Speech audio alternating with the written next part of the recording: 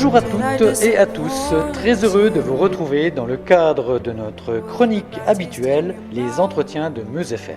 Lors de notre dernière visite au musée Barrois, nous avions choisi de vous faire découvrir, à travers une œuvre intitulée Le Printemps, toute la grande sensualité du sculpteur Auguste Rodin.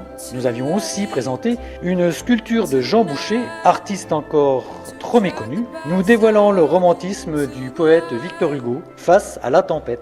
Aujourd'hui, nous poursuivons notre circuit didactique à travers ce beau musée pour partir à la découverte d'une nouvelle pièce, toujours transcendée par notre besoin de connaissance, source de notre motivation qui ne cesse de grandir au fur et à mesure de nos visites. Pour nous guider tout au long de cet entretien, nous profitons comme à notre habitude des commentaires avisés de Claire Payet, responsable du musée, déterminée à nous distiller des explications toujours contextualisées et à nous dévoiler des détails insolites qui auraient pu échapper à notre vigilance. Bonjour Claire.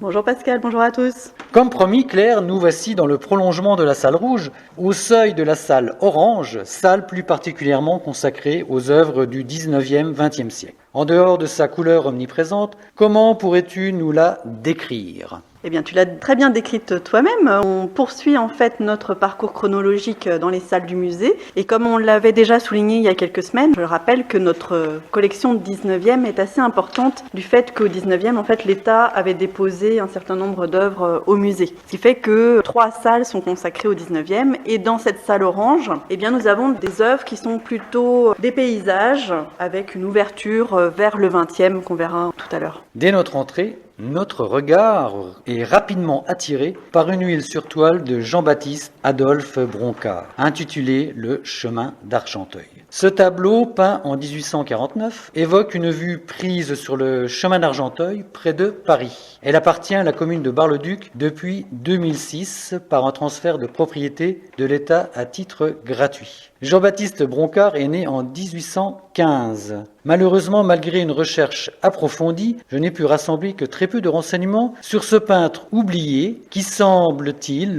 n'a plus sa place dans la muséologie contemporaine française. Claire, aurais-tu de ton côté de plus amples renseignements qui pourraient démentir ce constat amer ? Eh bien non, malheureusement. C'est le cas, on a vu d'autres artistes où on avait très peu déjà de renseignements. Là, pour citer le Bénézite, qui est un petit peu la Bible des historiens de l'art, qui est un dictionnaire des artistes, peintres et sculpteurs. Donc je vous cite le Bénézite. Pour Broncard, il exposa au salon entre 1844 et 1851 des paysages et des tableaux de genre. Donc on est bien avancé avec ça. Donc effectivement, voilà, c'est un peu court, mais ce sont des choses qui arrivent. Pourquoi a-t-on si peu de renseignements sur ce peintre ? Eh bien peut-être parce qu'ils n'ont pas été beaucoup exposés au salon d'une part, donc pas beaucoup achetés par l'État, donc pas beaucoup exposés dans les musées à l'époque. Après on peut penser que comme Broncard est un paysagiste avant tout, sa clientèle était plutôt privée. Peut-être que ces tableaux tout simplement sont restés dans les familles au fil des années. Ce qui serait bien, c'est qu'un jeune étudiant en histoire de l'art se penche un petit peu aussi sur sa biographie, sur son œuvre. Comme beaucoup de petits peintres, on parle des petits peintres de façon assez péjorative, alors que ce ne sont pas des petits peintres au niveau de la qualité. Mais voilà, il y a encore des zones un peu obscures dans certaines biographies d'artistes, mais ça ne laisse que beaucoup de travail pour les futurs historiens de l'art.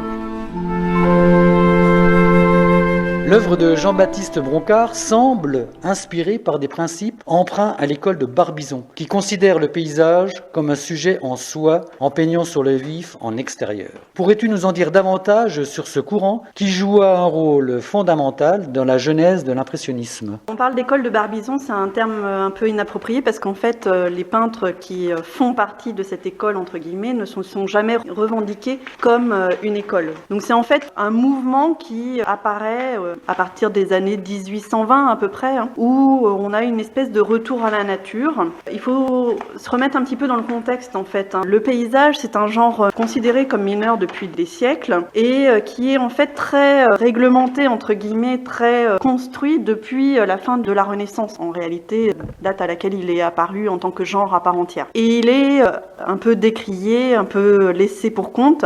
Et il faut attendre en fait 1816, détail important, pour avoir un prix prix à l'école des Beaux-Arts, un prix de paysage. Donc ça montre la place qu'on attribue au paysage dans l'art. Donc tout ça pour dire que jusqu'au début du 19e siècle, en fait, le paysage, il est toujours un peu construit de la même façon. À partir de ces années 20, à une époque où la vie commence à s'industrialiser aussi, la vie change, on n'est plus dans la ruralité qu'on a connue dans les siècles précédents. Les peintres vont avoir cette espèce de retour vers la nature, et les peintres parisiens n'ont pas besoin d'aller très loin pour faire cette démarche, puisque à Fontainebleau, à Barbizon, eh bien, il y a des forêts très intéressantes qu'ils vont aller explorer et qu'ils vont peindre dans un esprit beaucoup plus réaliste, beaucoup plus naturaliste. Et on a même parlé à cette époque de portraits même d'arbres ou de rochers, tellement on est dans la recherche de la réalité, du rendu de la nature, alors que, je le répète, dans les paysages des siècles précédents, on est dans des choses recomposées. Les peintres peuvent aller sur le motif pour s'inspirer, pour prendre des notes, mais tout est recomposé en atelier. Et donc là, les peintres de Barbizon, ils vont vraiment aller sur le terrain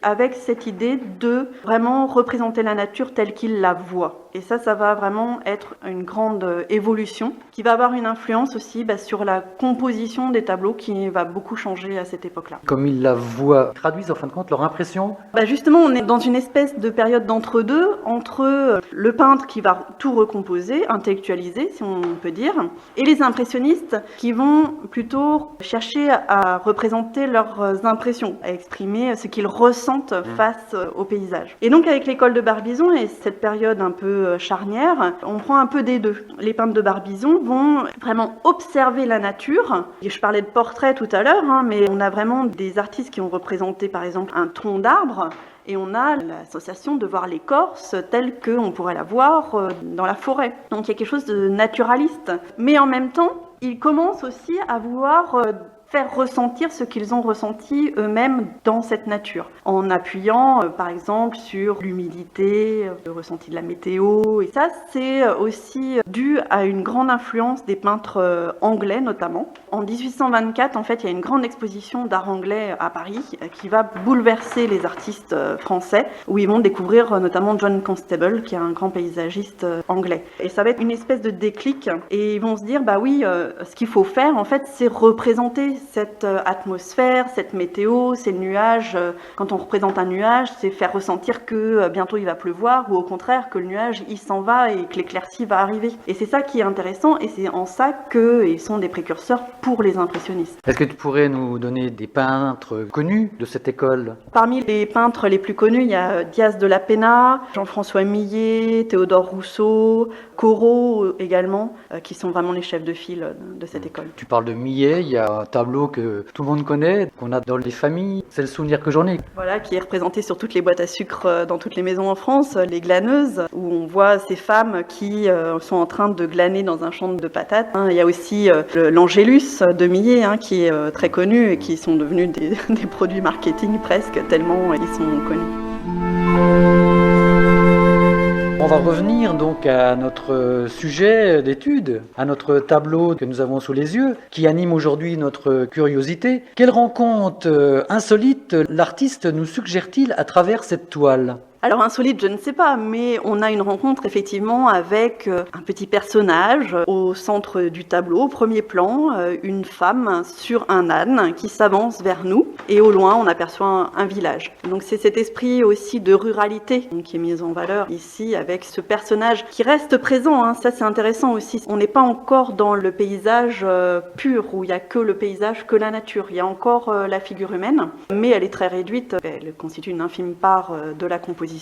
Et en même temps, elle est au centre, elle vient vers nous, quoi. Il y a, comme tu dis, une espèce de rencontre qui s'établit. Elle est au centre, comme tu dis, et au niveau de la lumière, on a l'impression qu'il y a un spot qui l'illumine. Oui, alors pour resituer un petit peu la scène pour les auditeurs qui ne voient pas le tableau, en fait, on est sur un chemin de terre, et donc s'avance vers nous cette femme sur son âne. Et de part et d'autre du chemin, on a des prairies, une petite flaque à droite, un arbre. Mais ce qui était important, c'est de voir que le ciel occupe les 3/4 du tableau. Et ce ciel, il est chargé de nuages, avec quelques coins de ciel bleu et le soleil qui tape sur le haut des nuages par endroits. Et effectivement, dans cette trouée parmi les nuages, eh bien, il y a le soleil qui perce et qui va éclairer, tomber sur ce personnage central. Comment l'artiste a-t-il construit techniquement son histoire pour guider le visiteur à travers son tableau? Alors le peintre ici, il reprend un schéma qui est bien connu depuis la Renaissance. Je vous parlais des paysages composés.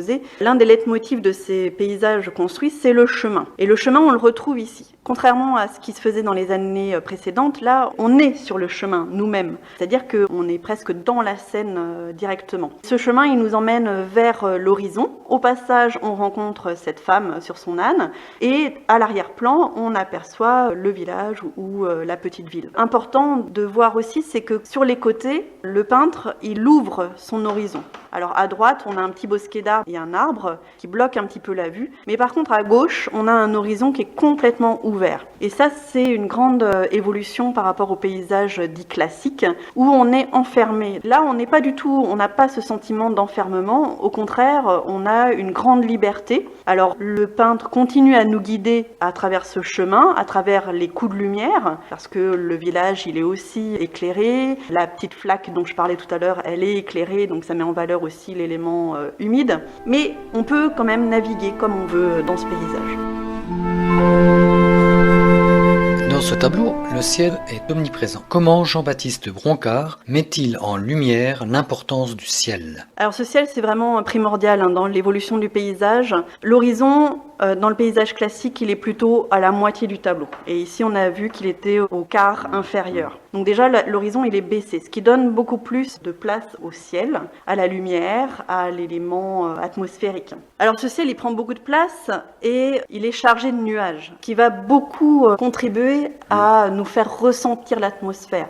En regardant ce tableau, nous avons l'impression que les nuages vivent, qu'ils se déplacent, que le ciel se met en mouvement. Oui, on a l'impression du vent qui intervient, mais aussi de l'averse qui vient d'arriver ou qui va arriver. On ne sait pas d'ailleurs, parce que comme tu le dis, par endroits, le ciel est plus chargé et on a beau deviner le vent, on ne sait pas dans quel sens il va. Donc, c'est voilà. ça qui est intéressant en fin de compte, parce que chacun peut se construire une histoire. Exactement. Tu parles plutôt, l'averse est passée, ça s'en va, moi j'ai fait le contraire. Voilà, c'est selon si on est optimiste ou pessimiste voilà. Peut-être. Ce qui est intéressant, c'est la façon dont il représente la Terre, on la sent gorgée d'eau, donc on a quand même cette atmosphère qui est très présente. Alors en cela, les peintres de Barbizon, ils s'inspirent aussi beaucoup des peintres hollandais du XVIIe siècle. Et en fait, techniquement, on est plus proche des peintres hollandais du XVIIe que des futurs impressionnistes. On est encore dans une peinture qui est pas tout à fait léchée, On voit les coups de pinceau, comme on le verra chez les impressionnistes, mais on n'est pas encore dans ces touches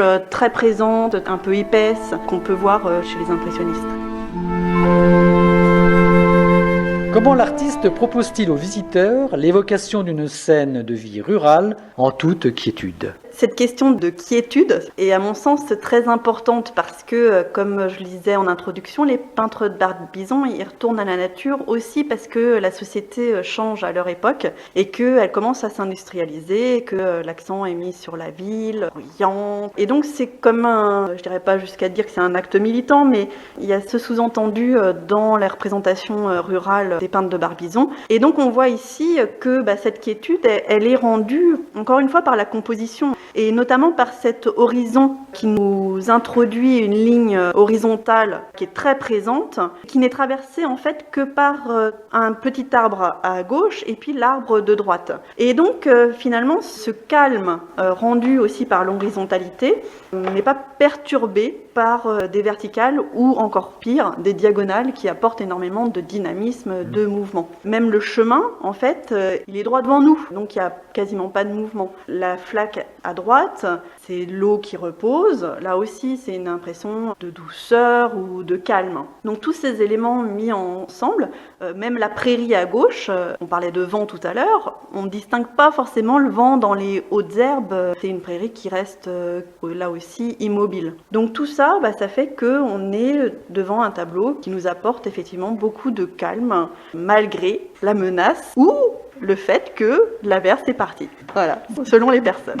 C'est autour de cette œuvre, Claire, que nous allons refermer notre dossier. Nous espérons que nous avons su vous faire partager tout le travail subtil d'un artiste trop méconnu comme Jean-Baptiste Broncard, peintre réaliste qui s'attacha surtout à saisir sur le vif des scènes de vie rurale et à tirer sa propre inspiration de la nature des paysages. Notre prochain rendez-vous, Claire, sera de nouveau dans cette salle orange pour nous présenter une allégorie peinte de Victor Guillonnet intitulée La rentrée du troupeau le soir. À très bientôt donc pour notre prochain épisode. But we're not the same. We get to carry each other.